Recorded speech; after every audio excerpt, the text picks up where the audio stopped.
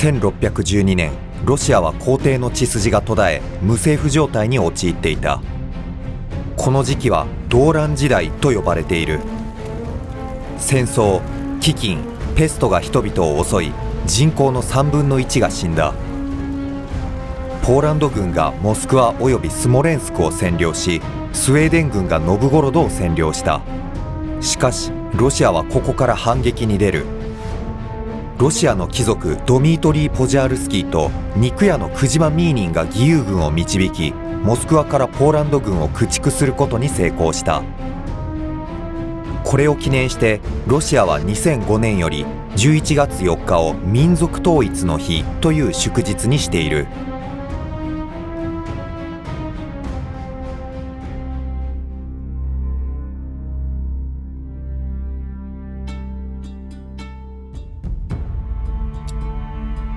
ロシアの議会であるゼムスキー・ソボルは国をまとめ上げるために新たな君主を据えることにした。結果、リュリク朝の隕石だった16歳の少年ミハイル・ロマノフがツァーリに選出された。ロマノフ朝はこの後300年間続くことになる。ミハイルはまず戦争を終わらせるためスウェーデンおよびポーランドと講和条約を締結。ただしその引き換えに多くの領土を明け渡した。ミハイルの死後、後を継いだ長男アレクセイは新たな法律会議法典を制定。ロシアの人口の8割を占める農民を農業奴隷だと規定した。移動の自由を奪われ定められた地で働かされた上、奴隷の身分は親から子へ引き継がれていった。この農土制は以降200年にわたって続くことになる。ロシア正教会の総主教ニーコンは祈り方を変更するなどの宗教改革を実施。正教会は変更に賛成の改革派と反対の古儀式派に分かれた。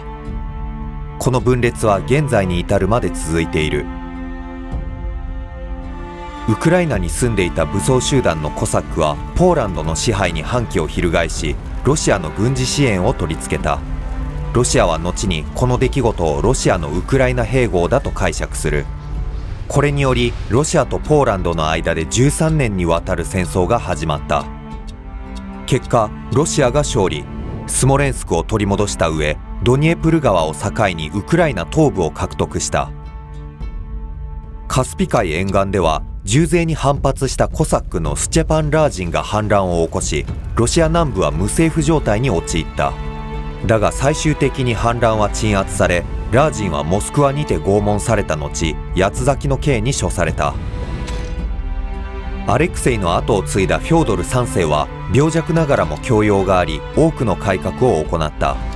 門地制という能力ではなく家柄によって人の地位が決まる制度を廃止し、そのような階級制度を奨励する書物を焼き払った。しかしフョードルは20歳の若さで子供を残さずに病死。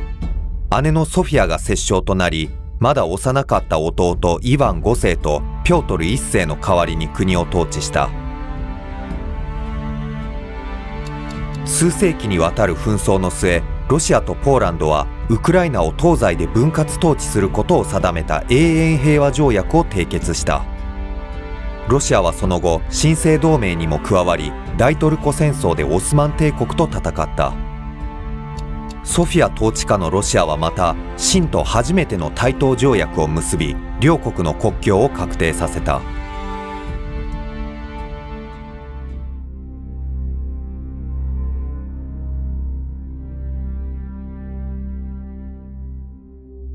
ピョートル1世が17歳になると、彼は支持派の支援を受けてソフィアから権力を奪取した。彼はロシアの君主として初めての国外旅行を行う。250名の大使節団を結成し、ヨーロッパ各国に対オスマン帝国の軍事同盟を打診しつつ、オランダでは自ら船大工として働き造船技術を学んだ。その後、大トルコ戦争がロシア側勝利で終結し、コンスタンティノープル条約が締結。ロシアはクリミア半国からアゾフを獲得し、念願だった黒海へのアクセスを手に入れた。ピョートルはさまざまな西欧化改革を行い、ロシアより近代化の進んでいたヨーロッパ諸国に追いつこうとした。貴族の服装や振る舞いをヨーロッパ風に改めさせたり、一般男性にも髭を剃らせ、それを拒む者には髭税を課した。またロシアに海軍を創設し、陸軍や政府も再編、工業、貿易、教育とさまざまな面で改革を進めた。大北方戦争が始まると、ロシア、ポーランド・リトアニア、そしてデンマークがバルト海の覇権を握るスウェーデンに挑んだ。まず初戦のナルバの戦いでは、スウェーデン国王カール12世率いる少数精鋭軍に惨敗した。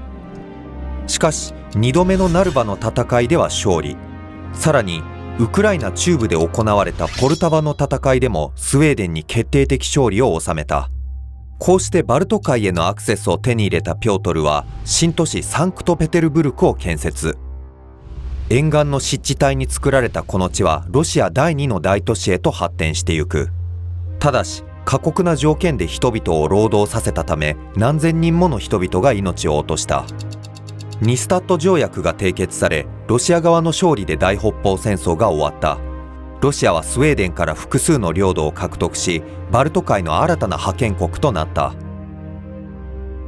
ロシアを躍進させたピョートルは病死する4年ほど前から大帝、ロシアの父、全ロシアの皇帝などと称賛された。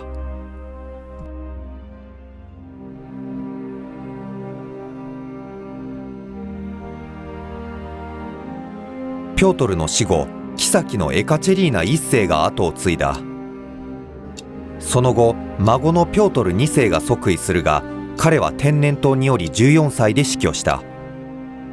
ピョートルの異母系イヴァン5世の娘であるアンナが後を継ぐものの、彼女は政治に関心がなく、ドイツ出身の愛人エルンスト・ビロンに政治を任せ、人々の反感を買った。アンナの統治下でデンマーク出身の探検家ビトゥス・ベーリングがアラスカ沿岸を遠征し、初めての測量を行った。そこで彼はアリューシャン列島を発見し、ロシアとアメリカを隔てる海を自らにちなんでベーリング海と名付けた。アンナの死後、姉の孫にあたるイヴァン6世が後を継ぐが、ピョートルの娘エリザベータがクーデターを起こし、皇帝の座を奪った。イヴァン6世はそれから監獄に幽閉され、社会的存在を消し去られて育った。彼が23歳の時に救出が試みられたため、看守に殺害された。エリザベータは虚栄心が強く、浪費家でもあり、また多くの若い愛人を抱えていた。一方、戦争では優れたリーダーシップを発揮した。フランス、オーストリアと同盟を組んで7年戦争に加わり、フリードリヒ2世率いるプロイセンと戦った。ロシア・オーストリア連合軍はクネルスドルフの戦いでフリードリヒ軍に大勝するも、その勝利を生かすことはできなかった。一方、その頃サンクトペテルブルクでは冬宮殿と呼ばれる豪華な官邸が建設された。この宮殿は1917年のロシア革命まで皇帝の住居となり、現在は世界遺産に登録されている。エリザベータの死後、ピョートル1世の孫にあたるピョートル3世が即位した。彼の母アンナ・ペトロヴナは出産時に死亡したからだ。デンマークで育ったピョートルはロシア語が苦手で、敵であるはずのフリードリヒを尊敬していた。そこで彼は7年戦争からロシアを抜けさせた上、それまで奪取したプロイセン領土も返還し、フリードリヒを窮地から救ったのだ。この行為は多くの軍人の反感を買った。彼は妻エカチェリーナとの仲が冷めきっており、彼女にクーデターを起こされた。間もなく死亡し、公式には痔が悪化して死んだとされたが、実際には殺害されたとみられる。こうして妃だったエカチェリーナ2世が女帝となり、彼女の統治下でロシアは栄光の時代を迎える。